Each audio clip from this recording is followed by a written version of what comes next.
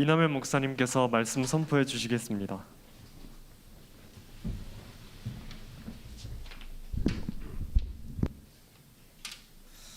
고린도후서 1장 11절 한 절 말씀 같이 읽겠습니다.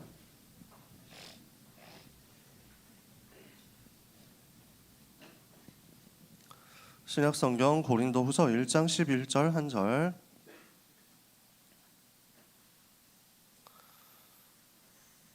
고린도후서 1장 11절 찾으셨으면 같이 읽겠습니다. 너희도 우리를 위하여 간구함으로 도우라. 이는 우리가 많은 사람의 기도로 얻은 은사로 말미암아 많은 사람이 우리를 위하여 감사하게 하려 함이라. 아멘. 오늘 제목이 전도자를 돕는 방법입니다.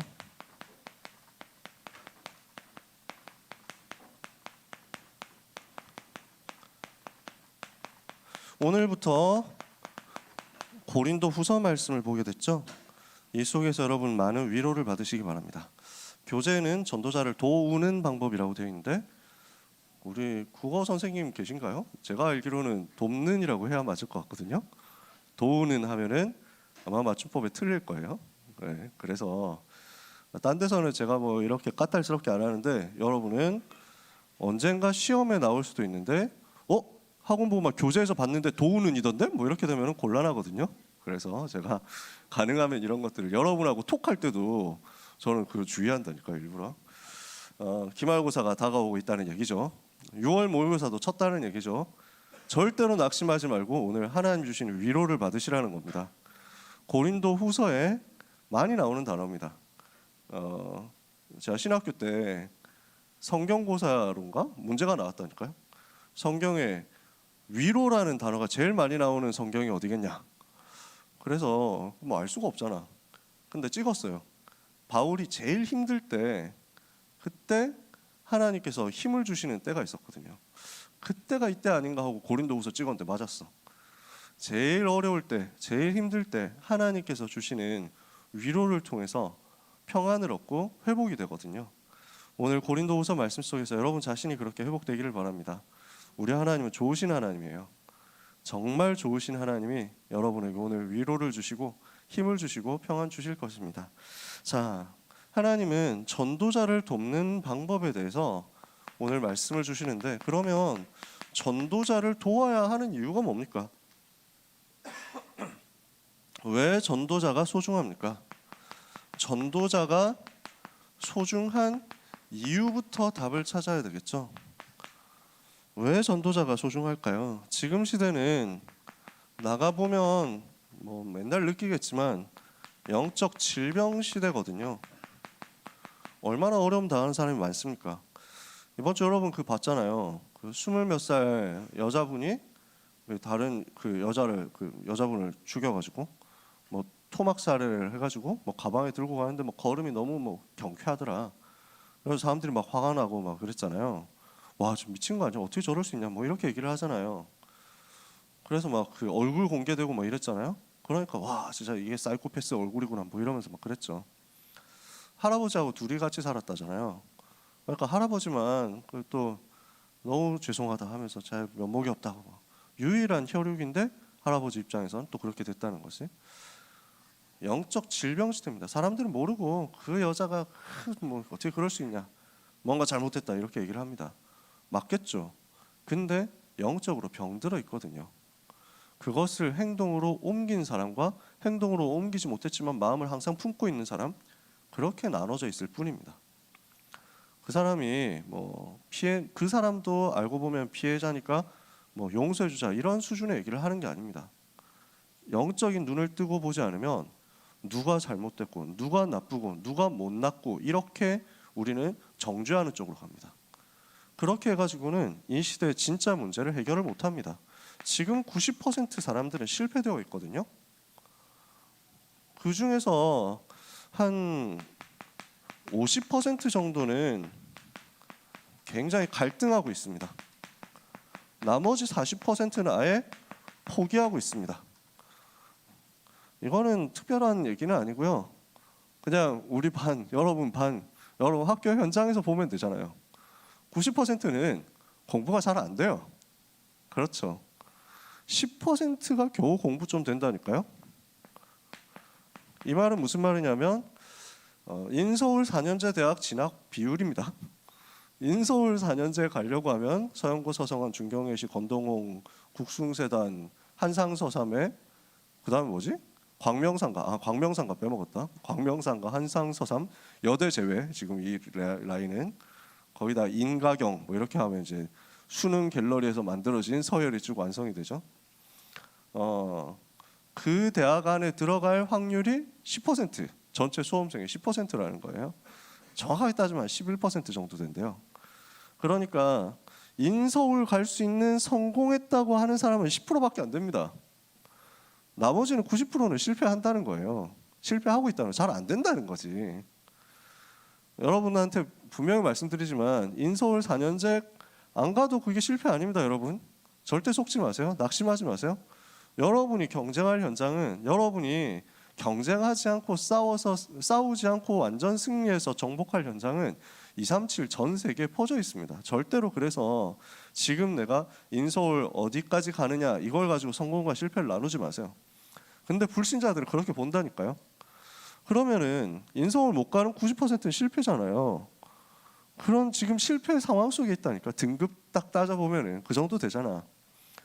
그러면 그 중에서 한 절반 정도는 갈등합니다. 되다 말다 이러거든. 조금 공부 열심히 해보면은 약간 되는 것 같다가 다음 달 되면 다시 떨어지고 이렇게 해가지고 오르락 내리락 하면서 막 진짜 너무 힘들어요 이러고 있지. 그래도 공부해야 될 것 같으니까 학원은 간다. 가는데도 막 성적 그렇게 많이 안 오르고 효율 잘 안 오르고 이런단 말이지. 그러니까 스트레스 받는 거 롤 가지고 풀고 저희 막 축구하면서 풀고 이렇게 푸는 거지. 뭐 인스타 하면서 풀고 이렇게 하는 거지. 그러다가 이대로 하면 내 인생 진짜 엿될 것 같은데 이제 더 이상 하면 안 될 것 같은데 진짜 망했는데 하면서 막 이제 수능 갤러리 같은 데 가가지고 또 보기 시작합니다. 열심히 보다가 나 이제 정신 차려야 돼. 그래서 선언문 씁니다. 나는 이제 인터넷을 끊고 나는 커뮤니티를 끊고 나는 SNS를 끊고 이제 내 인생을 위한 위대한 도전을 시작할 것이다. 그래서 저 많은 사람들을 내 앞에 무릎 꿇리리라. 관악산이 나를 부르고 있다. 이러면서 막 이럽니다. 그래놓고 현실에 가보면 또 안 되죠. 갈등. 50%는 그렇습니다. 그 나머지 40%는 그냥 포기입니다. 그냥 노는 거지. 에이 어차피 아는 거 없는데. 수학 포기. 난 문과 갈까. 수학 포기합니다. 그래서 문과 갔는데 문과 가도 수학 남아 있잖아요. 문과 갔는데도 뭔가 이제 안 되는 거 있잖아. 국어는 쉽습니까? 작문 독해가 그렇게 만만합니까? 아니잖아요. 영어는 얼마나 또 어렵고 짜증납니까? 모르는 단어 천지인데. 저는 제가 공부할 때가 참 편했다고 생각합니다.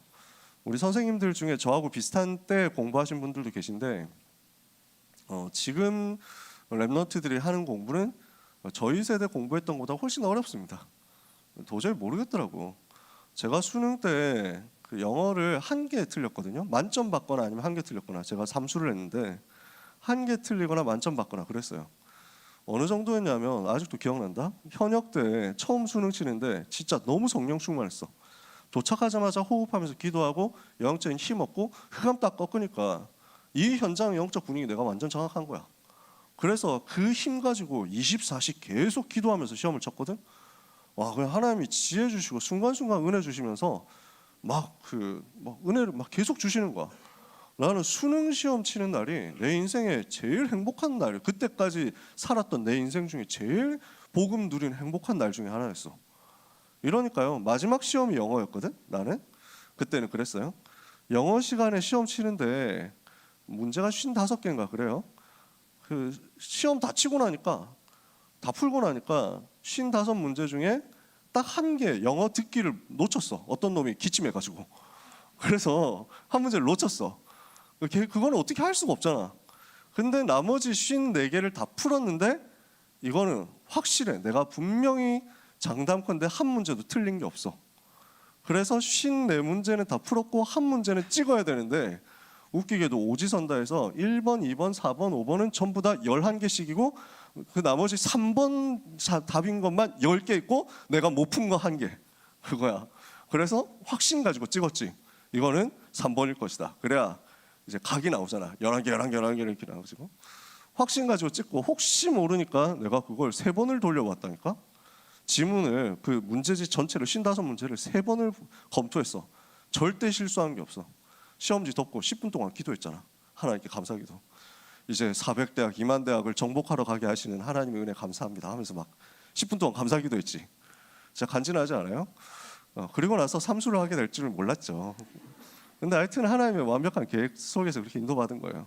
그래서 문제는 그때 쉬웠어. 그때는 그랬다니까.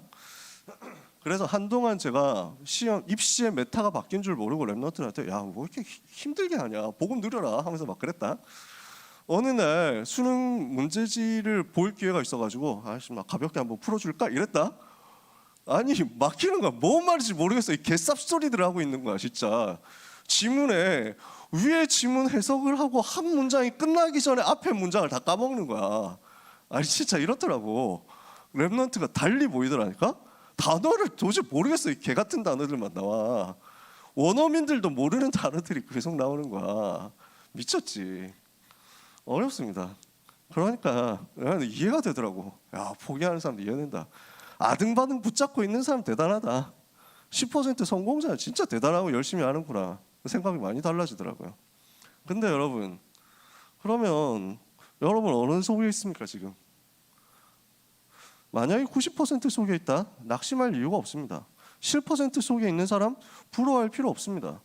이 사람들은 지금 영적으로 갈등하고 있는 거거든요. 이 사람들은 영적으로 포기되어 있는 거거든요. 10% 성공했다는 사람 진짜 성공이겠어요? 영적으로 진짜 가난해요. 뭘 해야 되는지 모르고 그냥 공부 기계로 살아왔다니까. 어느 날 현타 오는 시기가 딱 옵니다. 어느 날 문제 딱 부딪힌다고. 어느 날 비로소 깨닫는 거예요. 나는 아는 게 없구나. 나는 가진 게 없구나. 진짜 죽어라 공부 열심히 해가지고 여기까지 왔는데 나보다 잘하는 사람 더 많아. 인서울 4년제 가는 거 되게 좋겠죠. 10% 안에 들어가면 되게 좋을 것 같죠. 근데 그 10% 안에 들어가가지고 국숭세단, 광명상가 이 라인에 들어갔다고. 좋은 대학들이잖아. 근데 가보면 취업이 안 돼. 그렇다니까요. 가보면 그거 간판 가지고 갈 데가 없어. 제가 한양대 나왔거든요. 좋은 대학이잖아요. 상당히 좋은 대학이잖아요. 근데 한양대 졸업장 가지고 현장 가잖아요. 한양대 가지고 절대 명함 내밀 수가 없어요. 현장에는 괴물들이 꽉 찼다니까. 서연고는 기본으로 깔고 유학한 그 외국 출신 외국 물 먹은 사람들이 거기에 다 앉아가지고 자리 차지하고 있다니까. 그러니까 계속 고생하고 경쟁하고 올라갔는데 더 심한 괴물들이 있고 더 잘난 놈들이 있고 더 잘하는 사람들이 있고 우울 딱 빠지는 거야. 진짜 내가 노력한 거 뭐냐 이런다니까. 그러면서 그 중에 아주 소수 노력을 해가지고 성공한 사람 있잖아. 그 사람 그 성공 가지고 행복합니까? 내가 이거 하려고 이거까지 왔나? 이런다니까. 그래서 어떤 사람 과감하게 최고의 높은 자리까지 올라갔는데 그거 포기하고 난 지금부터 정말 내가 좋아하는 걸 할 거야. 나는 음악의 길을 간다. 이러면서 기타 메고 나온다. 근데 그거 가지고 또 됩니까? 현장에서 다 부딪힌다니까요. 영적으로 빈곤한 상태에게 이게 지금 이 속에 있으니 지금 100% 행복이 없거든요. 요 삶 속에서 결국 어느 날 사람들에게는 시간표 따라서 이게 옵니다. 우울증 실제 증세 있는 사람이 전 국민의 3분의 1 가까이 된다고 하잖아요. 그럴걸요. 그러면서 여러 가지 지금 정신적인 질환, 정신적인 고통 당하는 사람 얼마나 많습니까? 요즘 제가 자주 얘기하지만 절대로 이걸 혹시 여러분 속에 있다면 부끄러워하지 마세요. 그걸 가지고 숨기려고 하지 말고 빨리 얘기를 하세요. 저희한테도 비밀로 하고 싶다면 나한테 얘기해. 우리 교육자, 우리 백훈 전사님한테 얘기하고 여러분 담임 선생님한테 얘기해. 다른 데서 절대 퍼뜨리지 않으니까. 메시지 때 안 합니다. 걱정하지 마세요. 메시지 때 언급 안 할 거니까. 사실은 제가 이번 주에 정신 문제 있는 친구를 만났는데요. 이러면서 막 뭐야 내 얘기하고 있잖아. 뭐 이러면 여러분 좀 뜨끔하잖아요. 여러분이 응답 받을 때까지 응답 받고 나서 허락 받고 나서 뭐로 얘기할 거니까 걱정하지 마세요. 비밀로 할 테니까 반드시 얘기해. 그리고 가능하면 그렇게 해가지고 상담 받고 정신과 진료도 받으세요. 약도 먹어. 필요하면 그렇게 하는 거야. 그게 문제 아니에요. 왜냐하면 너무 많아. 이 부분을 가지고 해결을 할 수 있냐. 지금 사람 방법으로 사람들로 이게 해결이 안 된다니까. 왜 이 영적 질병 시대가 지금 꽉 차 있냐면요. 그럴 수밖에 없는 이유가 오래된 상처 없는 사람 있겠어요? 어떤 사람은 공부 때문에 상처받습니다. 어떤 사람은 인간관계 때문에 상처받습니다. 어떤 사람은 막 이렇게 대인 뭐 성격상 내가 인싸가 아니고 좀 아싸스럽고 내가 사람들하고 얘기하는 게 좀 어렵고 사람들하고 눈 마주치는 게 그렇게 좀 부담스럽고 이런 경우 있잖아요. 근데 이거 가지고 사람 뭐 잘 모르는 사람이 끄집어내 가지고 억지로 세웠더니 그것 때문에 너무 충격받아 가지고 그때부터 사람들을 피하게 되고 이런 경우 있습니다. 뭐 부모님이 어릴 때 돌아가셨다 이런 경우도 있겠죠. 부모님이 어릴 때 이혼하셨다 이런 경우도 있겠죠. 여러 가지로 가정에서 오는 상처, 사람 때문에 오는 상처, 누군가 나한테 폭언을 했다, 욕설을 했다 이것 때문에 오는 상처, 내가 어릴 때 성공하려고 했는데 실패해가지고 비참하게 됐다 이것 때문에 나 진짜 성공할 거야, 나 진짜 대박 터뜨릴 거야, 어떻게든 나 성공할 거야 악착같이 해가지고 노력하는데 그거 상처에서 나온 거거든요. 나중에 다 터져요. 외모 때문에 오는 상처 많습니다. 자신감 없죠. 그러니까 이것 때문에 뒤에서 막 뭐 내가 하면 야야 네 남자친구가 한다 뭐라고 미친년아 뭐 이러면서 막 서로 싸우잖아. 그런 거 타면 그러면은 막 눌리거든. 뭐 나는 막 이러면서 막 그래가지고 왜 댓글로 막 그 찐따 일기 같은 거 쓰면은 야 너 그만해라 뭐 이러면서 댓글 쓰는 사람 있잖아. 더 쓰지 마라 뭐 이러면서 막 그래가지고 막 응 찔렸죠 뭐 이러면서 막 계속 이러지. 상처 없는 사람 없어. 다 걸려 있다니까. 근데 그 오래된 상처가요 뇌에 각인되어 버려. 뇌에 딱 새겨져 버렸다고. 어느 순간 깊이 새겨져 가지고 부모님이 너 같은 인간을 내가 왜 낳았을까라는 그런 말을 하는 사람도 가끔 있어요. 불신자들 중에 당연히 그렇겠죠. 만약에 복음 가진 사람도 복음이 깊이 뿌리 내려져 있지 않으면 똑같이 그런 말을 할 수 있습니다. 왜냐? 그분들이 그런 말을 듣고 자랐거든. 여러분 예수님 오래 믿은 가문 있어요? 4대 이상 나는 예수 믿었다 이런 사람 있어요? 그래봐야 5대 넘어 4대 한 명 나왔다. 그렇지 4대 한 명이 있네. 저도 4대째거든요. 근데 그렇게 해봐야 아마 5대 6대 위로 조상들은 우상숭배했을 거예요. 여러분 중에 우상숭배 한 번도 안 한 가문 있을까요? 없어. 한국에 복음 들어온 게 120년, 140년 이 정도 전인데 그 위에 다 조선시대, 고려시대, 삼국시대 지나온 조상들일 거 아니야. 그 조상들 전부 다 우상숭배했다고. 불신자 상태 속에 있었다고. 그러니까 그 불신자 상태 속에 있었던 조상들이 그 자손들한테 계속 뭐라 멸망의 말을 한 거야. 저주의 말, 증오의 말을 한 거야. 왜? 마귀의 자녀니까. 마귀가 시키는 대로 살았을 거 아니야. 마귀는 죽이고 속이고 도둑질하고 빼앗는 놈이거든. 그 마귀가 시키는 대로 상처가 각인된 사람이 상처의 말을 하고 내가 받았던 상처 다른 사람한테 돌려줄 거야 하는데 그걸 하필 자식한테 하고 이러니까 가정에 문제 오죠. 당연히 각인됩니다. 그 각인된 게 이 사람은 완전 어느 순간 장악하는 거예요. 어디로 들어가냐? 이게 영혼으로 들어가가지고 영적으로 깊이 사탄한테 통로를 내어주게 되거든요. 그 상태 속에 있으니까 어느 날 정신이 잠식당한다고. 그 속에서 어느 날 내 정신을 내가 컨트롤하지 못하는 단계가 온다니까. 그러니까 몸이 아프다 하면 내가 내 몸을 컨트롤 잘 안 되잖아요. 그렇죠? 정신도 마찬가지라니까. 옛날에 저도 잘 몰랐어요. 저도 잘 모르고 좀 우울하다 이러면 힘내라 괜찮아. 정신 마음 굳게 먹어 뭐 이렇게 해가지고 야 다 이겨낼 수 있어 이런 식으로 막 쉽게 얘기했다니까. 잘 모를 때는 그런 말이 제일 힘들어. 누가 그렇게 하고 싶지 않은 사람 있겠어요? 안 되니까. 컨트롤이 안 된다니까. 정신을 잠식 당했어. 뇌, 신경세포 이쪽까지 각인되어 버린 상처가 영혼에 완전 들어가 버렸고 그 사탄이 정신을 그 상처를 이용해가지고 정신을 잡아먹었는데 이러니까 여기에서 나오는 부분들이 질환으로 쭉 이어진다니까요. 이래서 마음을 사로잡고 육신을 사로잡고 삶을 사로잡아가지고 계속 실패시키고 있는 것이 현장의 모습입니다. 이게 지금 세상이라고. 혹시 여러분 중에 이런 사람이 있으면 오늘 답을 빨리 찾아내야 됩니다. 그래서 이 질환이 올 수밖에 없는 원인을 알았다면 이 문제 해결할 답을 찾아내야 될 거 아니에요. 그래서 하나님이 우리에게 무슨 답을 주셨냐. 이 문제 해결할 방법은 지금 근본 치유하는 것밖에 없습니다. 근본적으로 사탄의 권세를 무너뜨리고 죄의 저주를 무너뜨리고 하나님 만나는 길을 찾아줘서 저주의 배경에서 빠져나오도록 영적인 부분을 바꿔줘야 됩니다. 영적인 근본 문제를 바꾸고 영적인 운명을 뒤집어주는 변화시켜주는 치유가 일어난 다음에 요 영적인 운명을 바꾼 사람에게 가능한 것, 그때서야 비로소 가능한 것이 있습니다. 나에게 있었던 모든 상처를 재해석해서 하나님이 주신 발판으로 만들도록 감사로 뒤집어 버리는 겁니다. 이렇게 해야만 이 흐름이 바뀐다니까.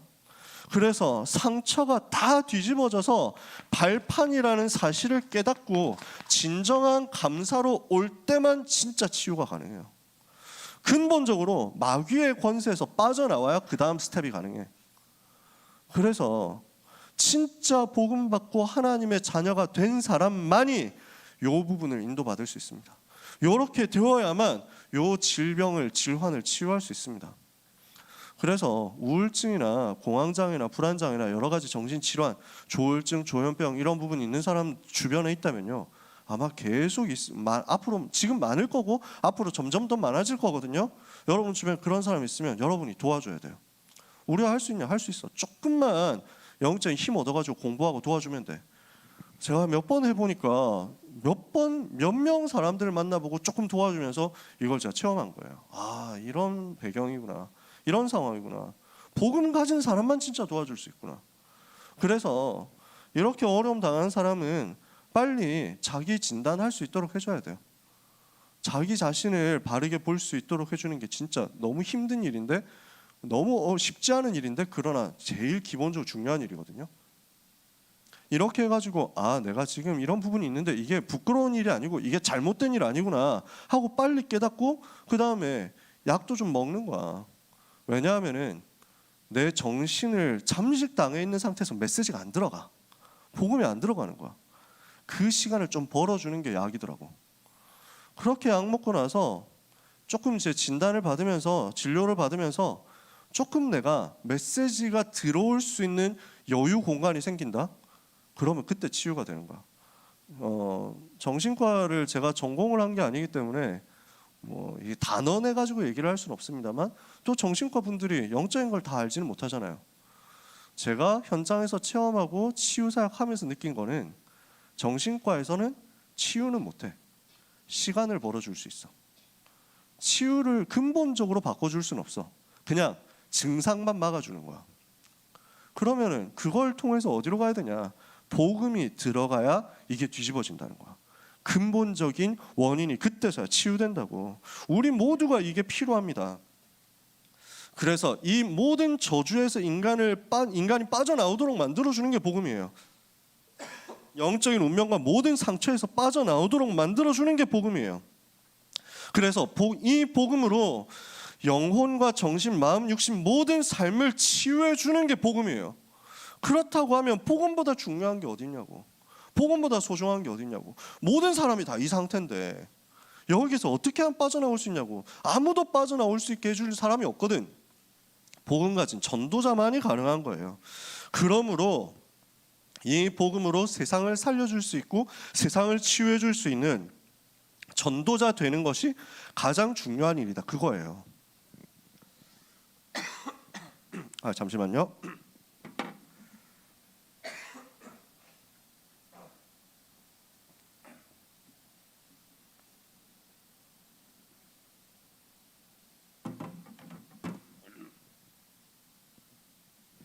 강단에 서는 사람들은 물이 있어도 물을 가능하면 안 먹으려고 합니다. 왜냐하면 흐름 끊기기 때문에.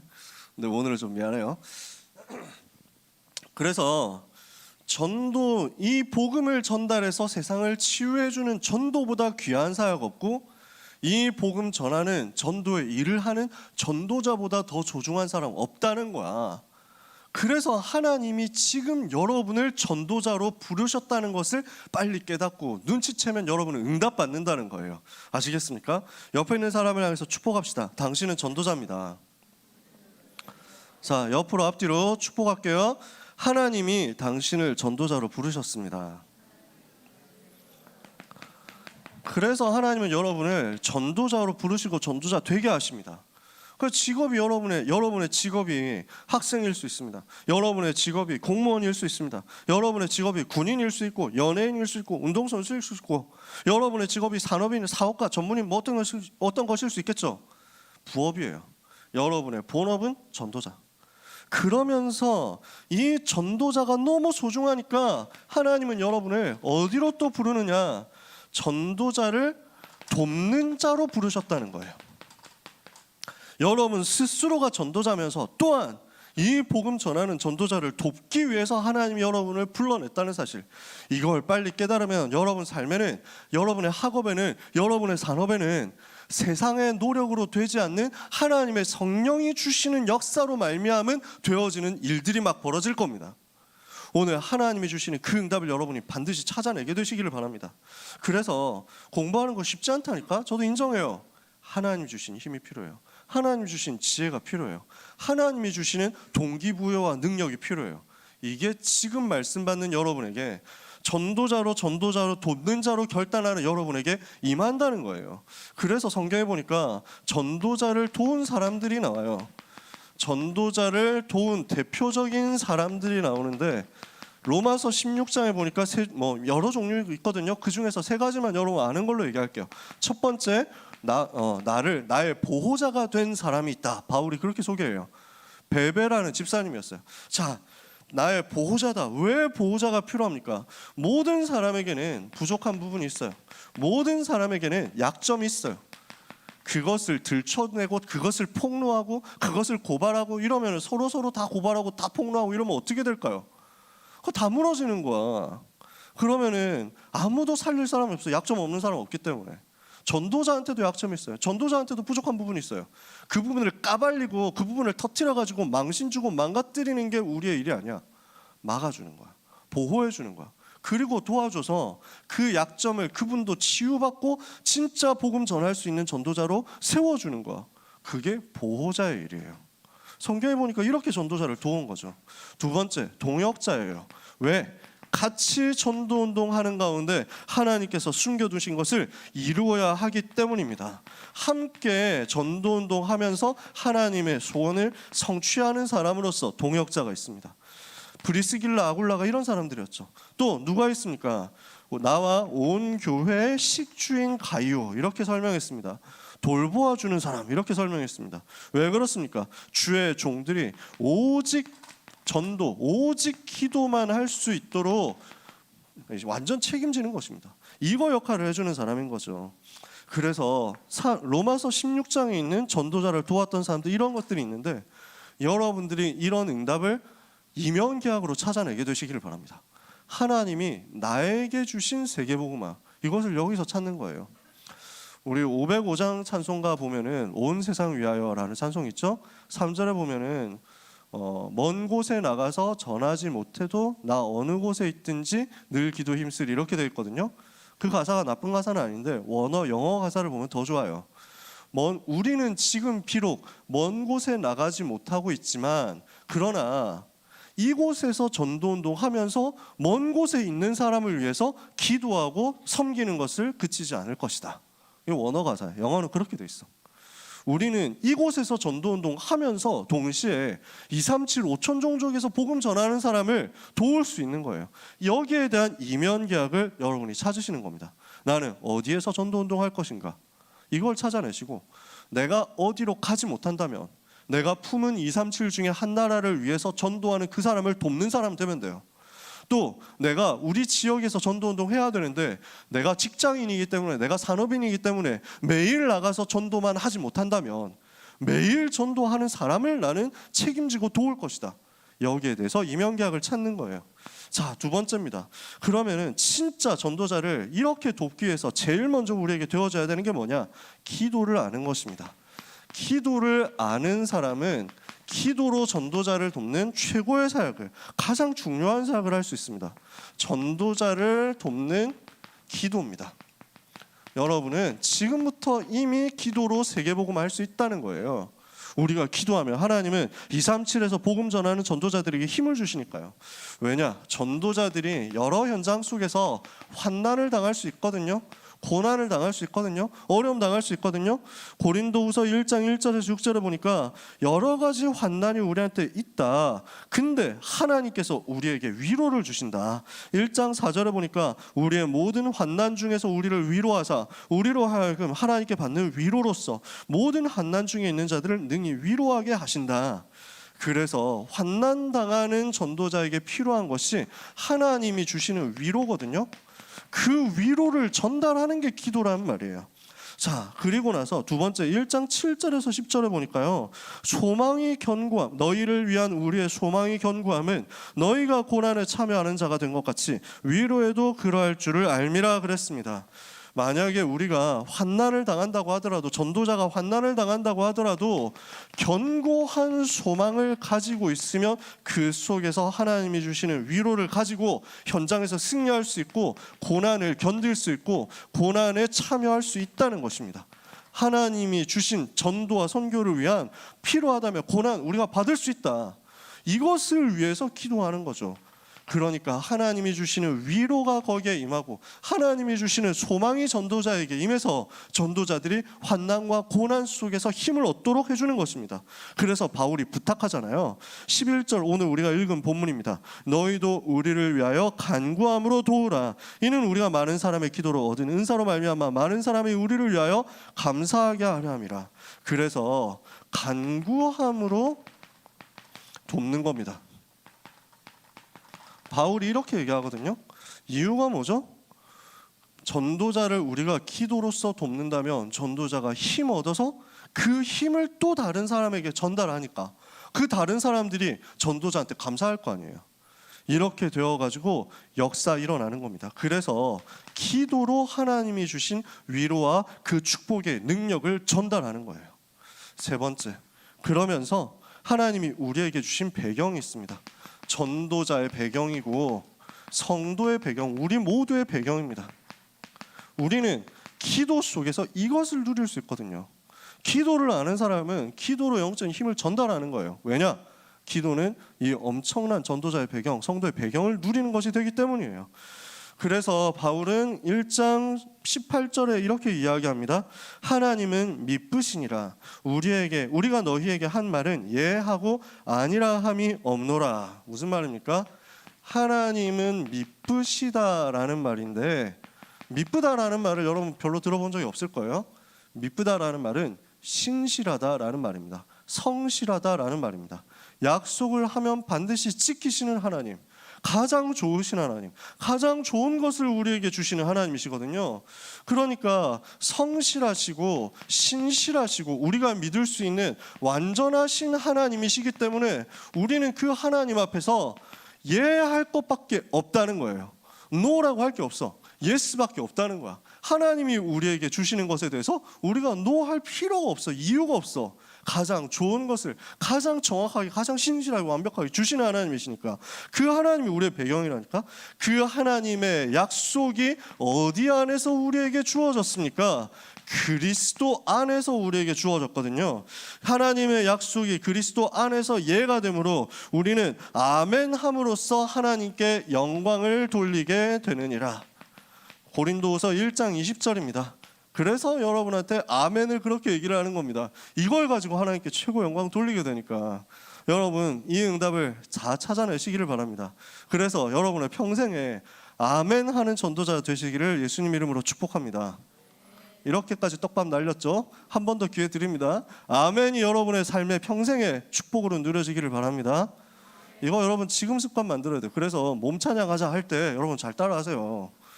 우리 랩런트들이 얼마나 몸찬양 잘합니까? 저는 진짜 막 정신줄 놓을 지경이라니까. 너무 잘해요 우리 랩런트들이. 그래서 진짜 이거 그 직캠 해가지고 막 올려야 될 것 같은 막 그런 느낌. 항상 무슨 저는 연예인 보는 것처럼 이렇게 우리 랩런트들이 들뜨지 않을 걸 알기 때문에 제가 이런 얘기합니다. 근데 몸 찬양할 때 그 일어서서 합시다. 진짜 저는 우리 선생님이 너무 성령 충만해가지고 지혜를 다 얻으신 것 같아요. 일어나니까 어쩔 수 없이 멍 때리고 있느니 그냥 손이라도 들어볼까 하는 사람들 좀 더 생기는 것 같아요. 그때 여러분이 순종하는 것 배울 수 있는 마지막 기회예요. 여러분 솔직히 말해서 어른 되면은 일어나라고 하면 일어나겠어요? 주일 2부 예배 때 가가지고 우리 다 같이 일어나서 찬양합시다 하면은 막 또 일어나 그래가지고 막 찬양 인도자 누구야? 막 다음 주부터 나오지 말라고 하세요. 뭐 이럴 수도, 이럴 분들은 안 계시겠지. 어른이 되면 더 힘들어요. 말 안 된다고 우리 권사님 자꾸 말 안 들으시면 그 권사님 어머니 그 명예 권사님한테 이릅니다. 뭐 이런 거 돼요? 안 먹혀. 안 먹힌다니까. 장로님, 지금 장로님께서 이러고 계시는 것을 지금 장로님 할아버지 돌아가신 장로님이 아십니까? 뭐 이러면서 막 안 먹혀. 렘넌트 때가 순종을 배울 수 있는 마지막 기회라니까. 지금부터 불순종하는 거 습관돼 가지고 뭐 우리가 지금 내가 나이가 몇 개인데 지금 내가 17살인데 저런 거 따라하고 있을 나이야? 뭐 짬밥 있지 뭐 이러면서 하고 있으면요, 여러분 평생 못 합니다. 그러면 하나님이 주시는 축복된 자리에 자기 발로 가지 못하고 억지로 얻어 처맞고 끌려가야 됩니다. 굳이 그런 인생 될 필요는 없잖아. 견인당하면서 사실래요? 그럴 이유는 없어. 자, 그래서 아멘으로 하나님께 영광 돌리는 겁니다. 그러면 세 번째입니다. 1장 22절에 보니까 뭐라고 합니까? 1장 21절 22절에 우리를 너희와 함께 그리스도 안에서 굳건하게 하시고 우리에게 기름을 부으신 이는 하나님이시니 그가 또한 우리에게 인치시고 보증으로 우리 마음에 성령을 주셨느니라. 성령으로 우리에게 기름을 부으시고 우리에게 도장을 찍으시고 우리에게 보증을 주셨다라는 거예요. 그 성령 하나님이 바로 우리의 배경이다. 그러면 여기서 뭐가 나왔습니까? 하나님이 그리스도 안에서 성령으로 성삼위 하나님이 우리의 배경이다 이거예요. 보이시나요? 그러면은 기도는 뭐냐면 성삼위 하나님의 배경을 가지고 누리는 것이요, 이것을 통해서 위로와 소망을 가지고 전도자를 도울 수 있는 일이라는 말입니다. 그래서 전도자가 왜 이렇게 소중하냐는 것을 봤잖아요. 그러면 전도자를 어떻게 도울 것이냐? 보호자, 동역자, 식주인으로서 하나님이 나에게 주시는 이명계약 찾아가지고 전도자를 도와야 되겠죠. 이거 하려면 우리가 뭘 누려야 됩니까? 기도로서 성삼위 하나님의 영적 배경을 누려라. 그리고 그 배경 가지고 얻은 힘을 전달하면 이걸 가지고 전도자 최고로 도울 수 있다. 이게 오늘 메시지입니다. 그래서 결론이에요. 전도자를 돕기 위한 기도의 비밀을 모든 렘넌트들은 정말로 누리게 되시기를 바랍니다. 그래서 우리가 누릴 배경입니다. 영적인 힘을 얻는 거예요. 영적인 힘, 영적인 에너지를 크게 얻어가지고 내 영혼에, 내 뇌에 먼저 힘이 생겨야 돼. 내 영혼과 내 뇌에 힘이 생겨야 정신이 움직이고 마음이 움직이면서 육신도 따라서 움직일 거거든. 그러면 내 삶이 바뀔 거 아니야. 그래서 영적인 힘을 먼저 얻어야 되겠는데 그 영적인 힘을 어디에서 얻습니까? 성삼위 하나님에게서 얻어라. 보좌의 능력을 얻어라. 그러면 시대 변화시킬 수 있다. 삼구삼이에요. 이걸 가지고 기도 속으로 들어가는 겁니다. 그러면 이 기도의 비밀을 가지고 이 영적인 축복 얻은 것을 가지고 나와 관련된 모든 중요한 현장에 전달하는 겁니다. 그게 기도예요. 힘을 얻고 그 힘을 전달하는 것, 힘을 얻고 그 힘을 내보내는 것, 인풋 아웃풋, 이게 기도야. 그래서 어디에 내보냅니까? 나와 관련된 소중한 사람들 있잖아요. 내가 해야 되는 중요한 일이 있잖아요. 내가 살려야 되는 중요한 현장이 있잖아요. 나를 어렵게 하는, 굉장히 골치 아프게 하는 문제나 사건이나 사람도 있잖아요. 진짜 나를 어렵게 만드는 진짜 나쁜 놈이 있잖아. 전달하는 거야. 그 힘을 전달해. 흑암 꺾는 힘을 전달하는 거야. 저주를 무너뜨리는 힘을 전달하는 거야. 이렇게 해서 하나님이 주시는 은혜를 받는 겁니다. 그래서 영적인 힘을 얻고 이것을 전달해라. 배경을 누리고 이 배경을 가지고 전달해라. 오늘 메시지예요. 이것을 두고 이번 주간에 할 수 있는 작은 실천 2가지 드릴게요. 그리고 평생 할 수 있는 작은 실천이에요. 여러분 뭘 하시면 좋냐면요, 이 힘을 받아들이기 위해서 나를 살리는 요거 실천입니다. 아멘 실천. 쉽습니까? 어렵습니까? 제일 쉽다니까. 이건 진짜 개쉽다니까.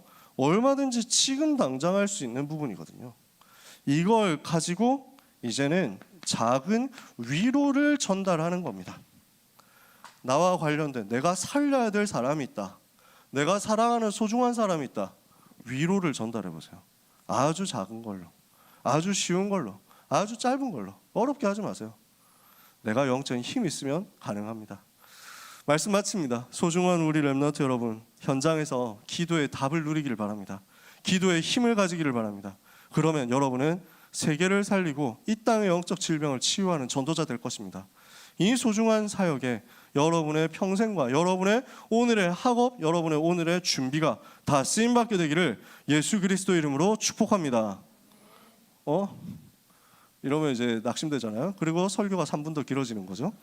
여러분, 오늘 마지막 실천 2가지 뭐 하자고 했다고? 이번 주에?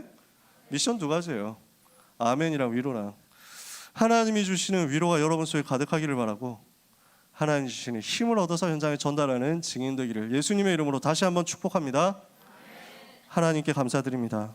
소중한 렘넌트들의 한 주간 그리고 평생이 하나님이 주시는 약속을 향하여 아멘함으로 하나님께 영광 돌리는 인생이 되게 하옵소서.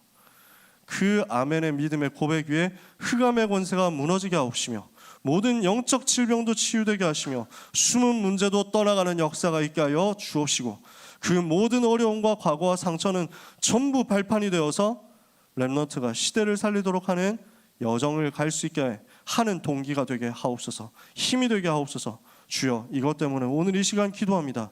모든 렘넌트에게 기도의 비밀을 주사 이 기도 속에서 자신을 살리며 이 기도 속에서 전도자를 돕는 응답을 찾게 하여 주시옵소서. 예수 그리스도 이름으로 기도합니다. 아멘.